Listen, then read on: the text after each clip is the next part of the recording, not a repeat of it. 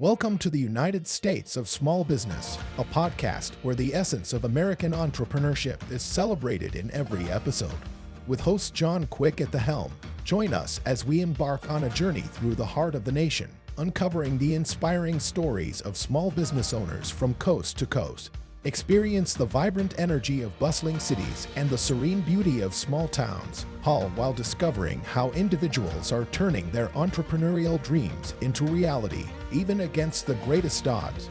Each episode brings you face to face with the dreamers, creators, and doers who form the economic backbone of our country, all sharing their spirit of innovation and resilience. Whether you are in the early stages of sowing the seeds for your own business, scaling new heights in your current venture, or simply captivated by tales of grit and triumph, you are in the right place. Tune in on platforms like Spotify, YouTube, Apple Podcasts, iHeartRadio, Pandora, and beyond. For deeper insights and to connect with the heart and soul of America's main streets, visit UnitedStatesOfSmallBusiness.com. Subscribe to United States of Small Business with host John Quick now and be inspired by the powerful stories of entrepreneurship, community, and the unwavering pursuit of the American dream. Begin your journey of inspiration with us today. Welcome, everybody, to the United States of Small Business podcast. I'm your host, John Quick. Today, we have a returning guest, a very special guest, John Follis, who was a New York City ad agency guru in the 90s, and he actually made a documentary film called Leaving God. And we're going to be talking about this film during today's episode. So, John, we're very excited you're joining us again as the only repeat guest so far on the United States of Small Business podcast. So, welcome to the show, John. Appreciate you coming on again. Wow, John, I feel honored. Thanks for having me back. Well, we had such a great time chatting the first time you came on, and I put two and two together. Sometimes my brain doesn't work as quickly as I would like it to. And you did a film called Leaving God, which I watched a couple years back and then rewatched again this year. Talk to me about what it was like making a film entitled Leaving God. Well, again, thanks for watching the film. I'm always impressed when I meet people like you who say they've watched the film once. I think you're the first person who's ever told me they've watched it twice. Nice. So that's pretty special for me to hear, especially when people are used to TikTok videos, which average about 7 seconds.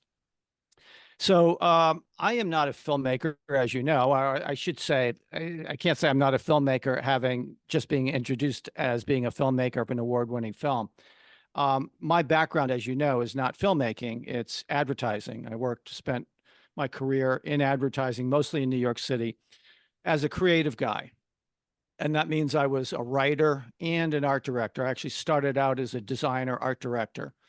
And I mention that because a lot of the skills that I was able to use so well in advertising definitely factored into the making of this documentary. This documentary is a little bit different than most things that are called documentaries in that I didn't use a lot of live action stuff.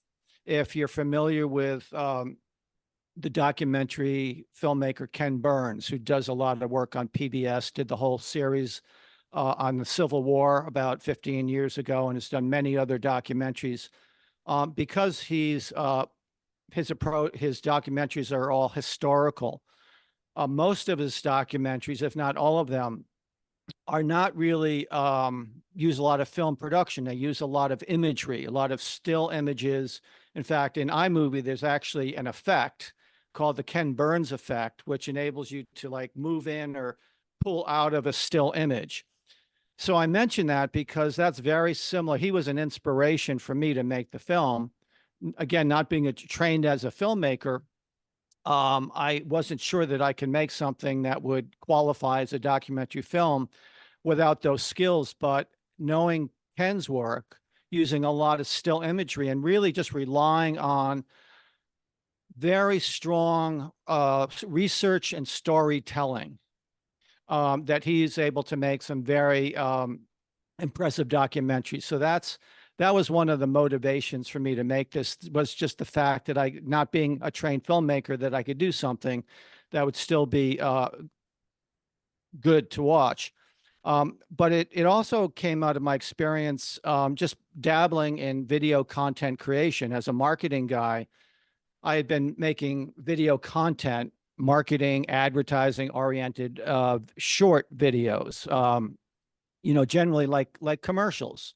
Mhm. I come out of traditional media. So for many years, when we had our agency, we had clients and I would come up with ideas for 30-second or 60-second commercials. And once I realized that you had the ability to create that kind of content digitally online via iMovie in the late 90s, I started doing that. And those short videos then in the 2000s, around early 2000s, turned into longer, more storytelling kind of videos. And then I kind of branched out of the advertising marketing and started creating videos that were just more about experiences that I had in the ad business. I created a series called True Stories in Advertising, which I had a lot of fun creating. And so it was an evolution out of that experience, creating these videos, and the longer, more storytelling videos that I eventually decided, hey, maybe this idea about people leaving God, especially now that a lot of ministers and priests are kind of walking away from their belief. I thought there was a story there that I had not seen yet be told. So did you have any kind of surprise findings kind of while you were doing your research or even while you were making this film? I wouldn't say surprise. It just came out of my own curiosity. It wasn't until really I stumbled on the fact that more and more priests and ministers and pastors were coming out. And I mean, imagine, 30 years ago, the challenge was if you were gay to come out, right? And now that's fairly accepted. I won't say completely accepted.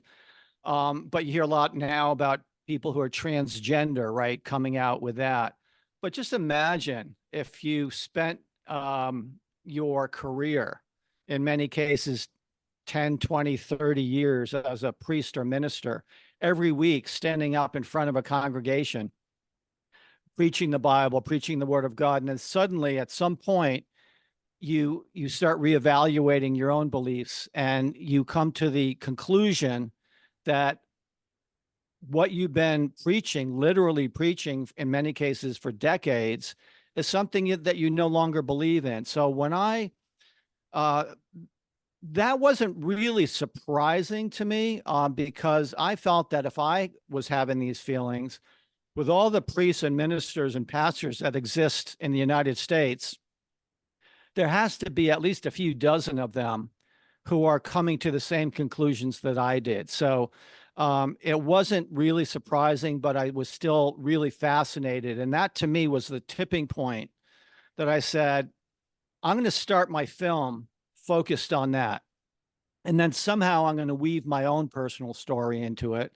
And how it's going to end, that was the thing I hadn't quite figured out when I started it.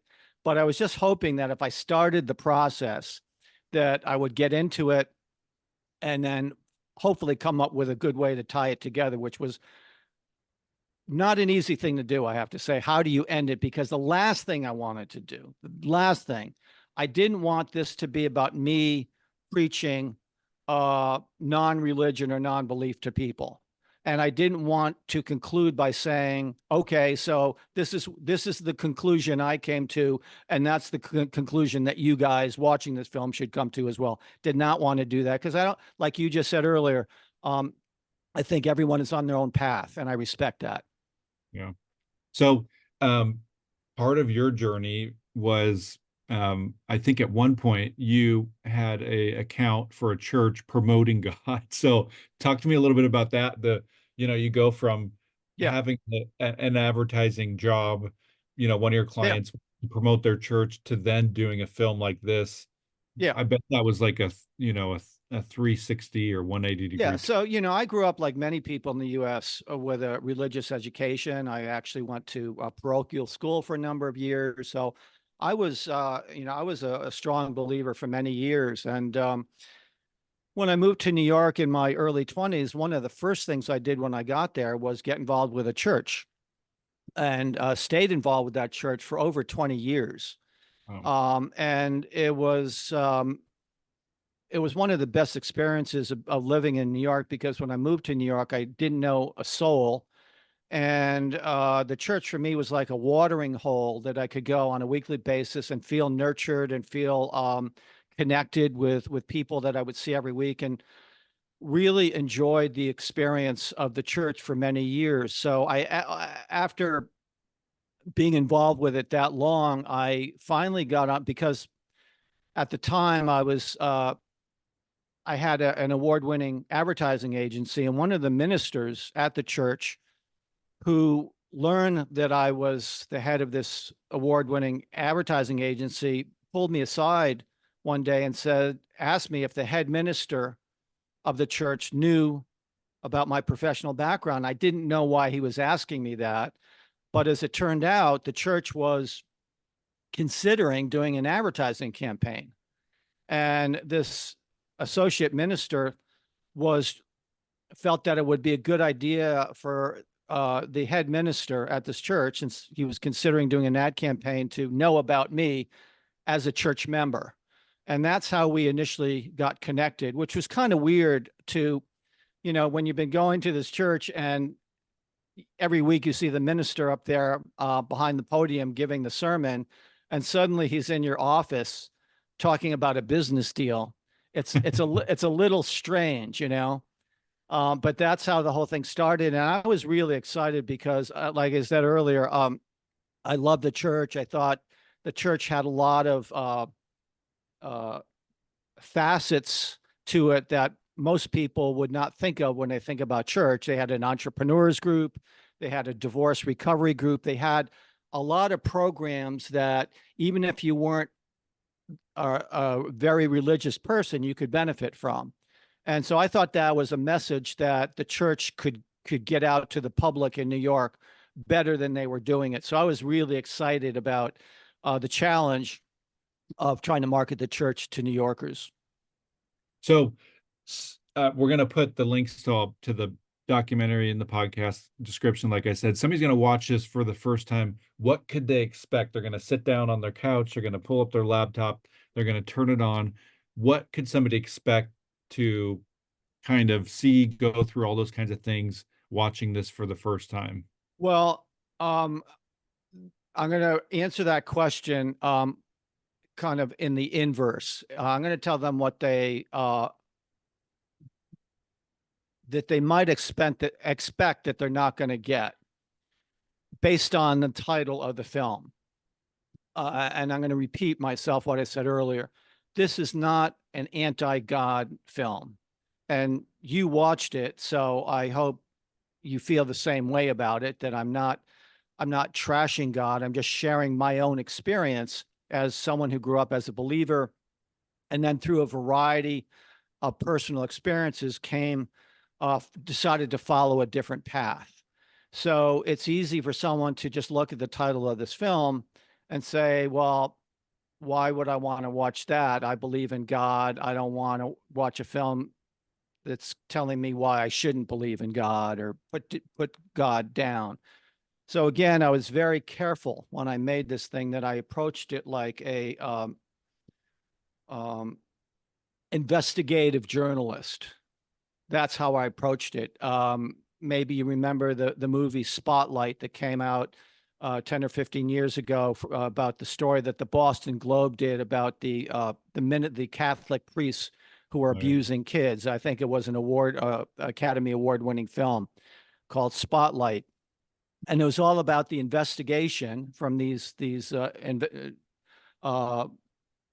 was the Boston Globe. So it was the newspaper investigators, the journalists.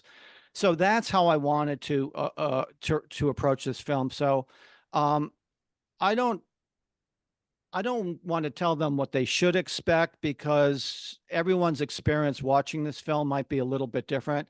What I think they should expect, and hopefully they will get, is a movie and maybe since you watched it twice, you can support this, is that you won't get bored watching this film. Maybe it's because of my advertising background. I'm trained to really capture people's attention, and even though my training is usually in the format of a 30 or 60-second commercial, I think that I applied those skills so I could keep someone's attention for the full 47 minutes of this film, and hopefully I did that. Nice. Well, what was it like? It's one thing you made the film, you put it out there, and people watched it. Obviously, they're still watching it. But what was it like to win a couple of these awards, major documentary awards? That's got to be a whole nother thing. I know that you're used to, you had a very successful advertising firm and you won many awards there, but winning a award for a documentary that kind of peeks under the hood of your soul a bit might feel a little different than an advertising award. Talk to I me a tell little you, bit. John, I was in a word, flabbergasted. Yeah. There are many award shows out there. Many of them are worthless. I'm not even sure that they're all legitimate, to be honest with you. So when you enter a film festival that's called the Hollywood International Documentary Film Festival, you say, well, what the hell? It's $35 to enter. You don't win. It was like buying a lottery ticket, to be honest with you. That's how it kind of felt. But even if I got like an honorable mention or something like that, I would have been thrilled. So again, I was flabbergasted when I got a response back from that particular show that it was awarded the best first time filmmaker award for that year. That was 2017. Yeah. You got to be proud of that. You put a lot of hard work into this. Thank you. I appreciate that. And to get that kind of acknowledgement from a festival of that pedigree is It's a big deal. It's really exciting, especially like I said, I don't consider myself a filmmaker, and this is the first. Part of, you asked me what motivated me. Part of it was just to see if I could do something. I've always been a fan of documentary films, especially, as I mentioned earlier, Ken Burns and Michael Moore, who made all those great films. So it was with those guys as inspiration that I said, well, let me try. I've got nothing to lose, right? I didn't have to invest a lot of money to make this. I didn't have any funding that went into this. This was all, anything I spent on it was out of pocket. So I really felt like I had nothing to lose. And even if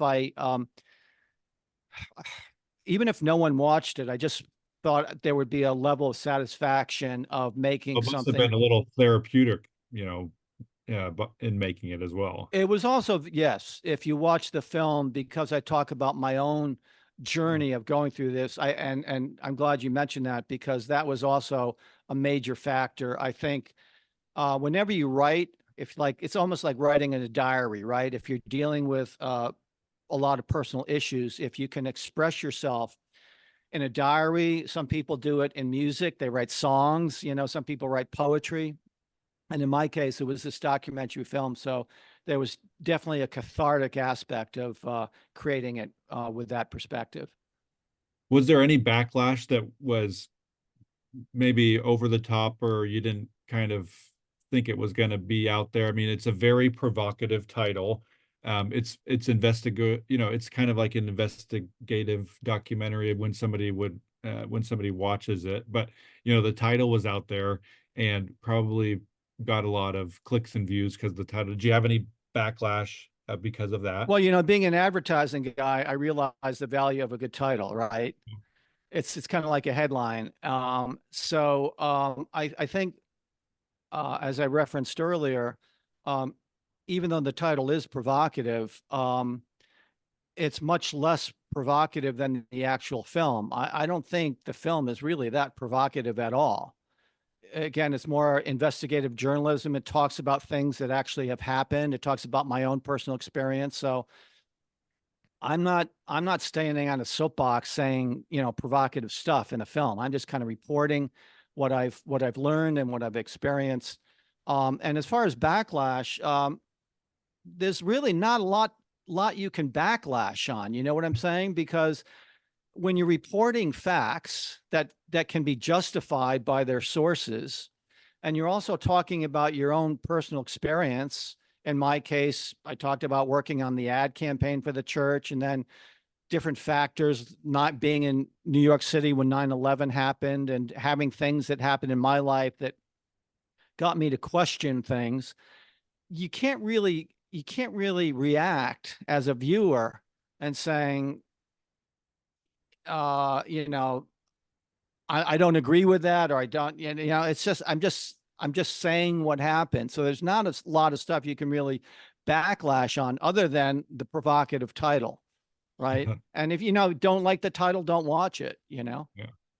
So if you could do it all over again, would you change anything in the film? Would you do it different, knowing what you know now? Everybody's journey is different year by year, or would you just keep it the same? I have to say, I spent a lot of time really allowing this film to percolate before I uploaded it. I really wanted to avoid the experience, and I think it's almost unavoidable as a creative person. It's hard to look at something you've created with the benefit of hindsight and not see something that you could have changed a little bit. But for the most part, John, other than a few really small little things, I could have made that edit quicker or changed the little things. I'm actually surprised, because I'm very self-critical of stuff, and I'm actually a little surprised that I'm still feeling pretty good about the final result. The only problem is that with time it gets a little dated, because in the film, as you know, I reference a lot of statistics, especially in the first third of the film. So the statistics that I used from 2017 are not exactly the statistics that are now and or will be in another 5 or 10 years. So that's the only problem with it. It can, but hopefully, I think in a more broad sense, it will still hold up over time. Do you have any future plans for another documentary down the road? I get asked that a lot, and the short answer is no. I was surprised that I was able to make this one. And again, I think this was a very unique, there were a very unique set of circumstances that motivated me to do this. And had it not been something that I was so personally involved in and interested in, I would not have made it. And it really took that level of personal motivation for me to put in the time and energy and try to do that. And I don't know that there's anything. I'm not saying I never will, but I certainly don't have any plans to at this point. I have other things right now that I'm focusing on. Well, what kind of advice would you give for folks that there's going to be people listening to this and be like, man, I've always wanted to make a film, make a short film, make a documentary, make a real, a full length film. You never know. What kind of advice would you give to folks who haven't taken that first step and leap of faith like you did and went full on and made it and got some awards and all those things? What kind of advice would you give to those kind of folks? Well, with the digital technology that's available for people now, just by sitting in front of a computer, you can do the same thing that I did. So if you watch the film, you'll see that it's possible to make a film with a good subject and a good storyline, good writing, and good editing, and a good soundtrack, musical soundtrack, just by using what you can do with things that you can pull off of YouTube. I pulled off a lot of, as you may know, I did a lot of cutaways. I had showed a bit by George Carlin.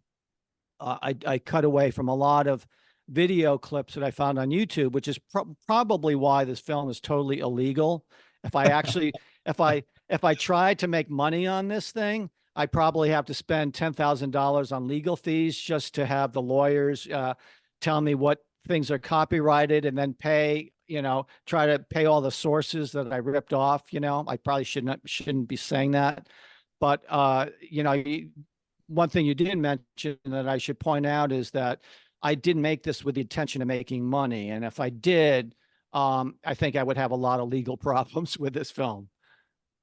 Well, I think that's I think that's some good advice of just being able to just start. I think there's never going to be a perfect time. One of my favorite documentary, it's a TV show, but one of my favorite documentaries on anything political. I'm into politics, just political junkie, is a film called Street Fight, and it follows around Cory Booker, senator from New Jersey, when he first wanted to run for city council and he lost.